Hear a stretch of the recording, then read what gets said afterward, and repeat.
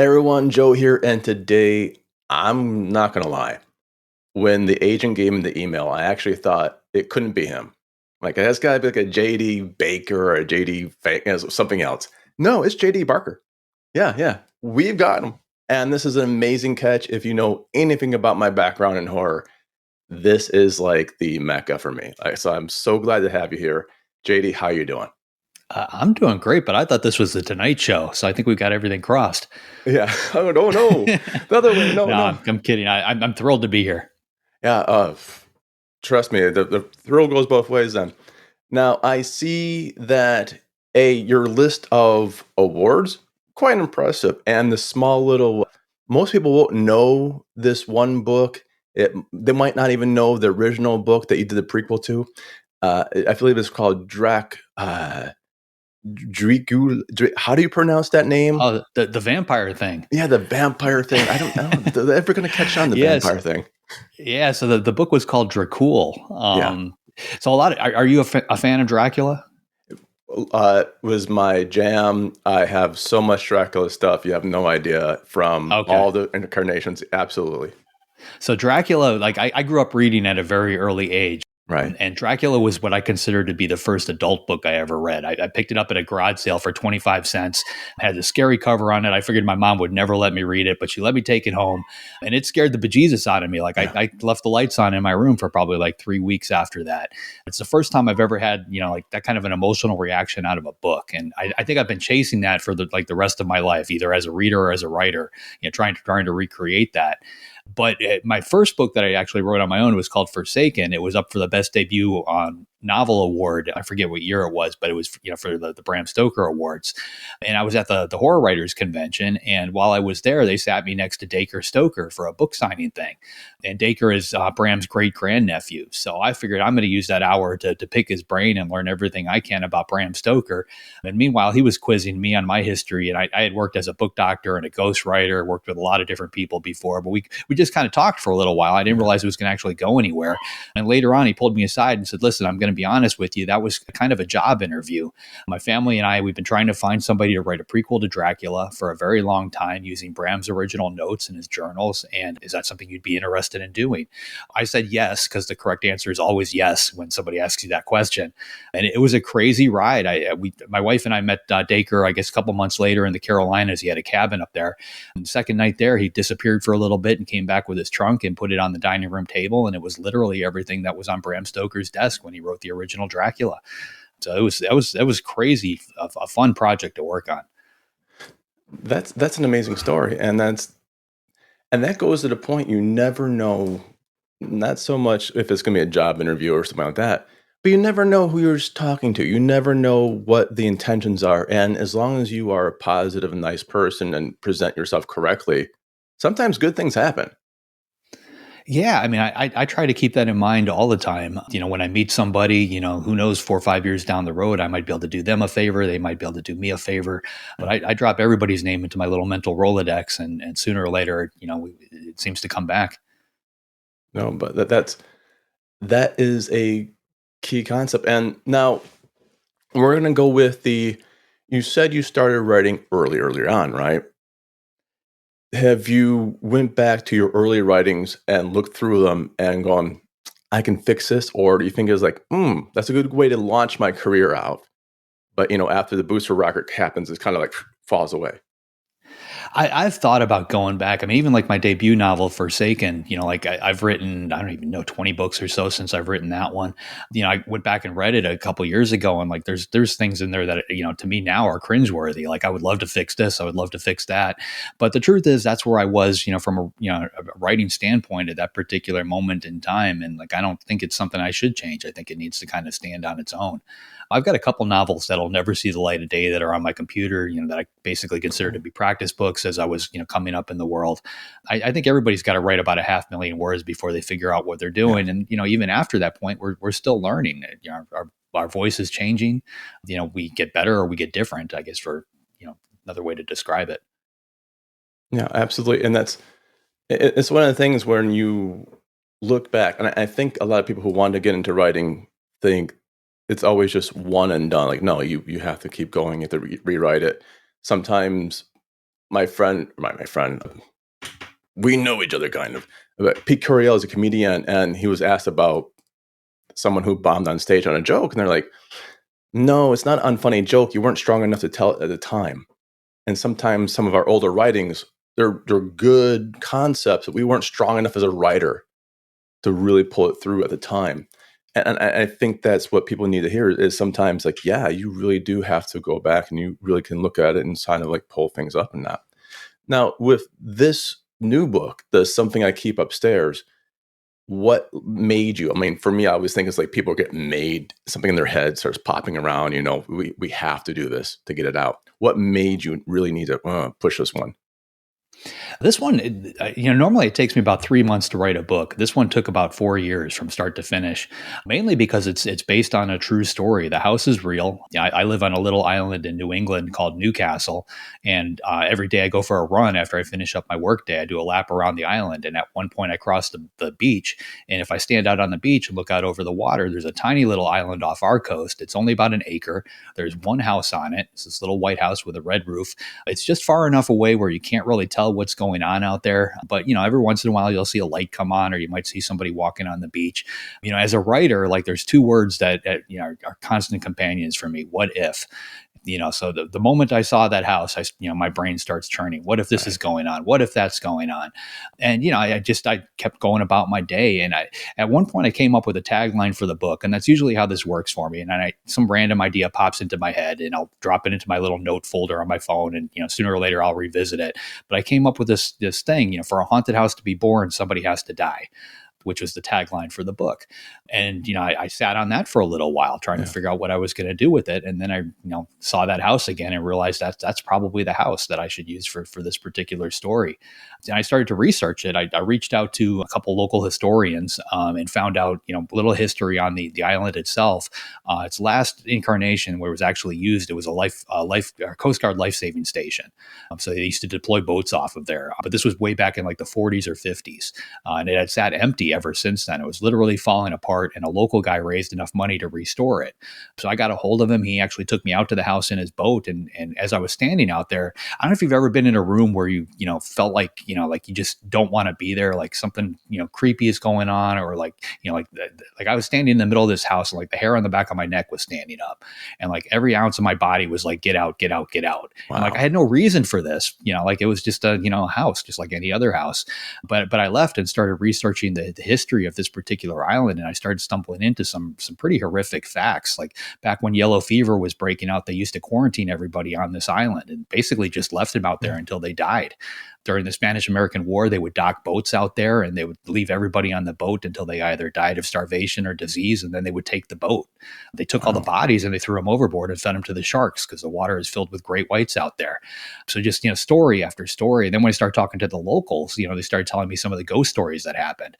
And I think that's why this book took so long to write. I would write a little bit, and then I would stumble into some other cool historical fact that I wanted to work into the story. That takes time. So I would put the book aside, go work on something else, and then come back to it. But yeah, 4 years. Yeah, no, and it really kind of hits into my next question, because we see people like Stephen King, and very good score on that one, by the way, using the character. I like that. I've read a little bit of that story. I'm like, oh yeah, that's nice. That really reached out. And how his childhood informs his horror direction, right? And we probably all had moments in our lives where we just want to explore more in a different way. Now that we're adults, we can kind of look in with that eye and say like, oh, maybe this is what happened, or maybe this is what I felt at the time, and really explore that inner workings of us. And if we know we can do this correctly, we can then bring it to the rest of the world. What was like the one moment in your childhood that made you go, I need to explore, I need this horror thing? It's probably two things. So we've got reading Dracula. Yeah, I think that was Dracula. that really hit home, because just the fact that a book could scare me was one thing. I think the other thing was like actually like a real like a life-changing moment for me. We were playing at my neighbor's house, and I think I Right. was about 7 or 8 years old at the time. But they had horses, and they had this big barn. And in the barn, they have these big bales of hay. And I don't know if you've ever seen them, but like they're probably about 4 feet long, a couple feet Wow. square, but they're pretty big. And we used to build like forts out of them inside their barn, almost like giant, like a giant Jenga set. But at one point, we made tunnels like in this inside the hay, and I was in there, and the thing collapsed on me. So I basically got stuck in there. But I was playing with all my friends, a bunch of 6, 7, 8 year olds, and like nobody wants to get an adult when something like that No. happens. They want to try and solve the problem before an adult finds out. So I was stuck in there for probably about 5 or 6 hours while they figured Whoa. out a way to actually dig me out. And the whole time I could hear rats, I could hear mice, I could kind of hear my friends, but their voices were very muffled. That really, really freaked me out. And I've got a problem with claustrophobia. I know it all stems from that. But I think, that's the scariest I have ever been in my entire Yeah. adult life. And I have jumped out of airplanes, and it does not freak me out anywhere near as much as that did. And I think, again, just like with Dracula, it's one of those feelings that I chase when I write. I try to recreate that experience with words. Yeah. No, it's that is pretty scary. And you're right. When you're that age, it's okay. If it happened to us today, we'd probably pick up our phones, call for help. And we're adults. But at that age, you're worried about getting in trouble so much. Well, You're it was a don't. different world, right? Like Yeah. you've got a Gen X poster hanging behind you. Yeah, that's I'm, my book. Yeah. Yeah, that's your book. Yeah, so I'm Gen X, So Yeah. like back then, like our parents kicked us out of the house first thing in the morning, like on a Saturday, told us to come home when the streetlights come on, and they didn't Yeah. care where we were. And we always came home. Sometimes it was with a broken arm or something because we fell out of a tree. But for the most part, they let us run off and do our own thing. And this was just happened to be one of those days. Right. Yeah. And you basically had to solve it yourself. And Yeah, which gives life skills. We learned it how to solve does. so much of ourselves because our parents were working 2 or 3 jobs and they couldn't be home. Oh yeah, I mean the whole latchkey thing. I don't think that even happens anymore, Yeah. right? So like half my friends used to come home from work, and their parents came home 4 or 5 hours later than they did. They did their own laundry, they made their own dinner, and that was just the norm back then. Yeah, it was normal. Absolutely normal. And then this brings me to a little bit of because of our generation and maybe even the area we grew up, I was in a suburb of Chicago growing up, and then we had a little bit up north. But when Halloween 3 came out, Season of the Witch, which had nothing to do with the rest of the franchise, really, Right. but it was hitting home on the trick-or-treating, stranger danger, bad things happen. And I think it depends on the generation how that movie hits. Are you familiar with the third? I remember that one, and I watched it, I think, in a hotel because we didn't have a TV at our house Right. when I was growing up. So like I would have to visit a friend's house and watch HBO or something. But I remember watching that one at a hotel somewhere. I think we were on a Disney trip. And like I had seen the first two, so I was like, "What the f is this?" Because it's not supposed to be, but it was creepy in its own right. Very different story, but it was scary for sure. Yeah, and that's it, because it's like I've seen some of the older generations like, why was that scary? I'm like, because you didn't grow up with like razor blades in your candy and your masks were killing you and all these like the M&Ms you couldn't eat apparently or something, cyanide pills. We had all kind of like you said Illinois, like I actually grew up in Crystal Lake, Illinois, which is about 50 miles north of Chicago. And because of Crystal Lake and the whole tie into Friday the 13th, like that was a big thing where I was. And I remember a story, and like it may just be local folklore because I've never actually researched this to find out if it was true, but like the locals always told us that there was, this girl down the street was babysitting and her boyfriend decided to scare her. So he dressed up like Jason and basically started tapping on windows, tapping on the door, and just, freaked her out for a couple hours. And at one point she opened up the door, saw him standing there in this Jason outfit, and stabbed him to death. And again, like, I don't know if it ever happened, but like it was drilled into our minds as kids as something that could happen. Yeah, it could happen. That's the thing. Because we didn't, it was good news and bad news. Because we didn't have the internet in our pockets, we couldn't say like, oh, hold on, let me Google this, But we the also internet had was your to use our friend own telling you a reasoning skills. story. Yeah, I mean, the internet was just this, your friends telling you stories. It was basically what you heard through the grapevine. I laugh because I remember like the AOL discs that everyone had, to the point where we're using them as coasters at one point, or frisbees. Oh yeah, yeah. You've got mail on those. They would send that must have cost a fortune. I would love to see the numbers on that. But yeah, I think every house probably got like 3 or 4 of them a week, CDs for AOL. Yeah, It was insane. It was at one point, I think the AOL disc replaced the encyclopedias at the end of the checkout aisle that used to be there. That You wouldn't know, surprise me. AOL was the thing. And like I worked in finance before I got into writing at a brokerage firm. And AOL was like at the time one of the oh hottest yeah, stocks out there. AOL, Netscape, there were a couple of them that were really big and everybody just assumed they were going to take over the world. And it's funny, like one little slip up in marketing and a company like that vanishes. They could just as easily been Amazon or Facebook today. no, that's a, and if you're, especially if you were in finance, you should. It's genius and it's evil at the same time. AOL is the first one that goes, we can sell your information to people.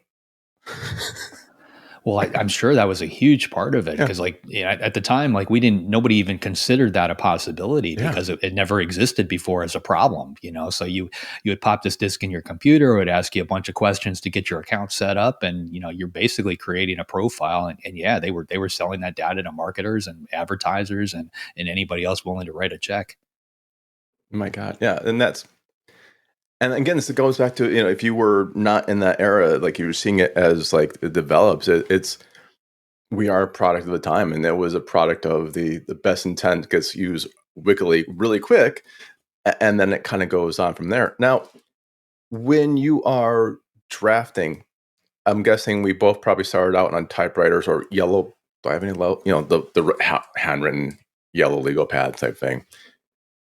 Do you use software now? Like, are you using word processors? I'm guessing, but are you using like the like Pro Writing Aid has like a Spark, and they're like, we'll give you an idea. So I was like, not really, you know? Yeah, I don't use anything like that. I, Yeah, I write primarily in a program called Scrivener, which I love just because you can move stuff around. So like I can take a chapter and I can drag it to a different part in the book and just kind of shuffle things around and see like the 30,000 foot view of the book. I can see all the chapter headings and I hate working in Microsoft Word mainly for that same reason. It's easy to work with a smaller document, but when you end up 300, 400, 600 pages or whatever into a novel, it's real difficult to find something if you want to edit something and shuffle it around. It's a pain. And even like opening Word on my Mac, like when I get towards the end of a novel, like it takes like 30 seconds to open up that file, and that just freaks me out. It makes me think it's going to drop it. But I'm pretty basic as far as my tools right. go. I write the books in Scrivener. I've got a program called Simple Note that I use on my various devices. It's basically just a note taking app. But what I like about it is I can type a note on my phone and it immediately appears on my Mac. It appears on my iPad. Everything's always in sync. And I've never had like a conflict. A lot of those programs have conflicts where you have to choose one file or another. Things get lost. I've never had any Yeah, problems with it. But I write in a lot of different ways. I don't know if you can see it, but there's a typewriter on the floor behind me there under that table. I'm working on a novel on there. So every day I just write a sentence or two on this particular book. oh, I've got another one I'm writing out longhand on legal. And what I find is that if I change up the medium that I use to write the book, my voice cool. is different. So the one that I'm writing by hand, it's in first person, it feels very personal. The one on the typewriter is a detective noir thriller, which just kind of fits with a typewriter. So I try to do that too, just to kind of keep things interesting. Yeah, I like when you say typewriters. Like when we learned how to type, it was on the iron ones. Like they really had to strike the keys hard. Yeah. And the first couple modern keyboards for computers did not last because they're bam, bam, bam, like break No, in I half. learned on an IBM Selectric. It was the Yeah, only class in high school that didn't have homework. So I took it like all 4 years in a row and I type 120 words a minute because of it. My handwriting is terrible, but yeah, I can type nice and fast. same. And that's what the weird thing about the typing classes. Maybe because we're kind of in the same geographical area growing up. It was you could pick typing or shop or something like that, and I was the only guy in typing classes. And everyone's like, "Oh, you're the only guy," but you know what? You Five were the years only later, guy. it just pays off right now. So Yeah. I didn't mind being the only guy in that particular me class. neither. It worked. It worked. Like, oh, yeah, I'm the only guy in this class. I know. Because everything else is like, you guys go play with yourselves. I'll be with them in here. But absolutely, and then it really the internet age spawns, and then all of a sudden that becomes a gold mine of actual skill. Yeah, I mean, I remember I went from typewriter to like a word processor, which was essentially, like a dumbed down computer. All you Yeah. could do was type a document on it. I had a couple of those. I remember getting the first Windows based PC. I don't even remember what year that was. And I also had an Apple II, oh, was it Apple IIc, Apple IIe, something like that. Though it didn't even have a hard drive. Like it had those giant floppy disks that you had to use. Yeah, I just kind of gradually went with the times. I mean, in today's world, I've got a nice brand new Mac on the desk. I try to buy a new one every couple of books, mainly because the batteries crap out on you. They don't, they're only good for a couple of years. I think I've worked on just about anything or everything Yeah. at this point. Yeah, that really sounds about right. All tools should be there. Now, for something I keep upstairs, and I think I see the book in the background right now, and the cover is the fonts that pop out. The colors just an amazing. If you are, well, you used to call it shelf surfing. I'm not sure if that even happens on the internet anymore, but we used to shelf surf going, oh, well, just by the cover look. I think it's an attractive pop out. How much input do you have in your own covers and interior now? Oh, I've got 100%. Really? I indie published my first book. Then that one sold quite a bit. I Right. ended up in the traditional world for a while, but about a year and a half ago, I signed a deal with Simon and Schuster, and I created my own imprint on Simon and Schuster. So Cool. basically, I can publish what I want whenever but with Simon and Schuster handling the heavy lifting. They handle my print sales and distribution, but I get to work with a fabulous team. So like for Yeah. a cover like that, like that's not something I would have been able to do as an indie author. Everything like you can't really tell, but like there's raised text on there. They did rough edges on the pages, all kinds of really cool things that you could probably pull off as an indie, but it's not that easy to do. I use a lot of focus groups at this point too. Cool. So when we come up with ideas for book covers, we'll get 2 or 3 different covers. We'll put it in front of a lot of people and ask them this question: if you were to walk into a bookstore and buy a book based solely on its cover, which of these would you choose? And then we get we see our voting there, and if 80% of the votes go to one particular cover, that's the one we end up using. Same thing with titles. I tend to test everything. Yeah, I mean that's like back in the day. What was like? Oh, you can never do that. You can never do this. You can never. And everyone saying you can never do something is usually something they are too afraid to do themselves. And so when you're doing indie publishing and you have 100% right in creative direction, that's where most people should be.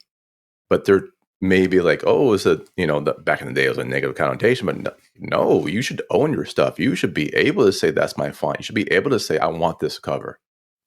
Honestly, indie publishing ruined traditional publishing for me. Yeah. Because I did indie publish that first one. I saw the economic benefits. You get roughly 70 cents on the dollar.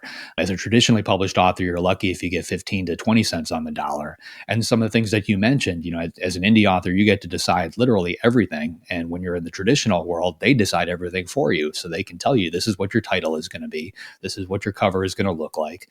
Your name is going to be this size. The title is going to be this size. You've got no control or say in a lot of those decisions.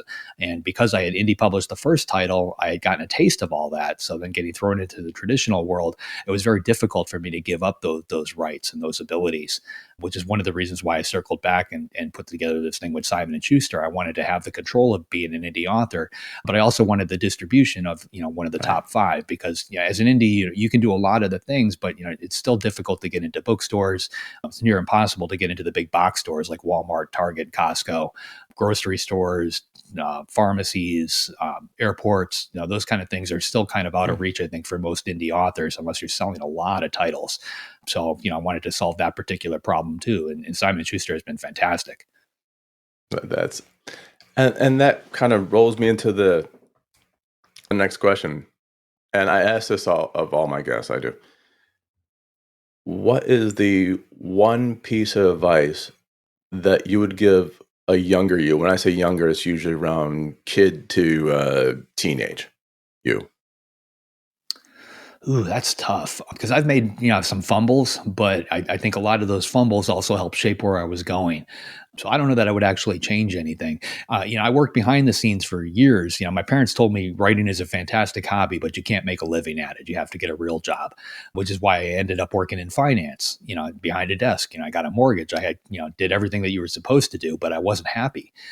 But I published my first novel on my own. I think I was 43 years old when I did that. So I'm often asked, what would things have been like if I had published something in my 20s? And I probably could have, but I don't know that the books would have hit as well as they did now, because I think I needed that 20 some years, working behind the scenes to really fine tune the craft. So I don't know that I would actually change anything. Right. Right. No, that's good. That's perfect. Yeah. And now, for your book, Something I Keep Upstairs, of course, by way of the great J.D. Barker, what can we do for your socials? Where can we find you? Oh, easiest place to find me is at jdbarker.com. I'm on all the social medias at jdbarker. The book itself is pretty much everywhere. Yeah. No, I did a little bit of website hopping today on your site, and I love it. Honestly, I was like, oh my God, this is. You might have a new subscriber to your mailing list. It might be me. It might be me. Like, this is really cool. Watch for that. I'll watch for that notification later today. Yeah. Pop it up. It's been great, and it's an honor having you. Honestly, I saw the list and I jumped on this one right away. Like, would you like to interview? Like, yes, I would. When? How much? What? Huh? It's like, you're an amazing guest. So I want to say thank you. I appreciate it. Thanks for having me. Yeah, and then that's it for What's Cracking today. So if you liked it, like and subscribe, pass it along, all sorts of stuff. For myself, Joe, and my guest, J.D. Barker, we bid you good day. Bye, everyone.